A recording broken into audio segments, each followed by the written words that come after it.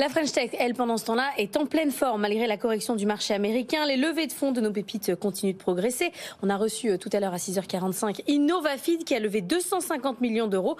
Thomas Schnell, selon le baromètre EY et France Digital, c'est vrai que l'appétit des investisseurs est toujours là. Oui, on compte des levées de fonds massifs en France. Sur les 362 opérations du premier semestre 2022, elles ont porté le montant de ces levées de fonds à 8 milliards 400 millions d'euros. C'était 5 milliards 140 millions d'euros il y a un an, premier semestre 2021. Une hausse de valeur de 63%. La plus forte progression en Europe. On est même devant l'Allemagne. Le nombre de tours supérieurs à 100 millions n'a jamais été aussi important depuis la création de ce baromètre. On l'a dit, Innovafeed, donc The Plug aussi qui fait une levée de fonds, 240 millions d'euros. The Plug qui sera sur BFM Business à midi. Dans le top 5 des levées de fonds les plus importantes du premier semestre, et la FinTech Conto, 486 millions d'euros, qui est devenue une licorne. L'analyste RSE Ecovadis, dont la valorisation a là aussi dépassé le milliard. Le roi de l'occasion Back Market, les robots réparateurs commandes d'Exotech, ou encore